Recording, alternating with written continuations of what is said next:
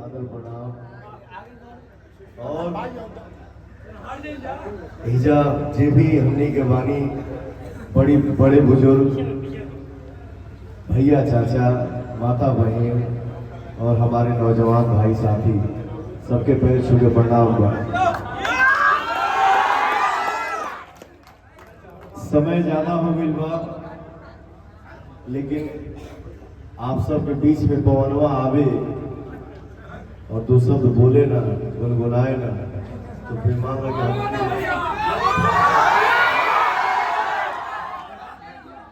समय ज्यादा हो गया, माफी चाहता नहीं, लेकिन फिर भी हम इतना जरूर कहो कि भैया हो देखो गांव के लड़का के पवनवा के आप लोगों ने नायक बना दिया, गायक बना दिया। जो दुनिया के किसी भी कोने में खड़ा होता है, शूटिंग करता है, तो कोई भी आता है बोलता है सर एक सेल्फी। मैं ज्यादा नहीं बोलूंगा, इंसानियत के नाते मैं सबसे यही विनती करूंगा और यही कहूंगा कि एक कलाकार को कोई एक नहीं बनाता है,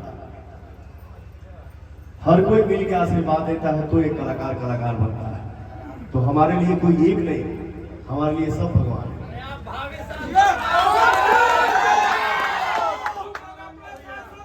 जात पात से उठ के भैया मेरे दिल में एक अरमान है। अरे भैया वाह,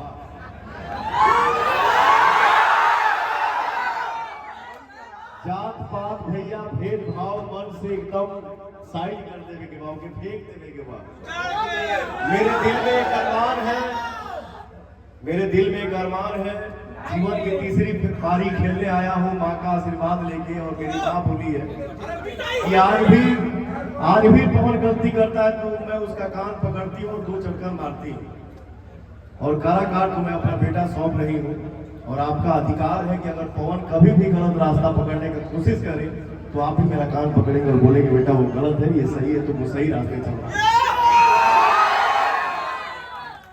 जाति पाति से उठ के भैया एक चीज दिल में बसा लीजिए, कोई बोलता है बोल के और हमको आपको लड़ा देता है। उनको क्या है, उनको एसी में कुर्सी चाहिए, वो अपना बरकरार रहे, वो चाहे ये पार रहा था चाहे वो पार रहा। कब कहने पलटी के हमारी कोनो गारंटी नहीं के,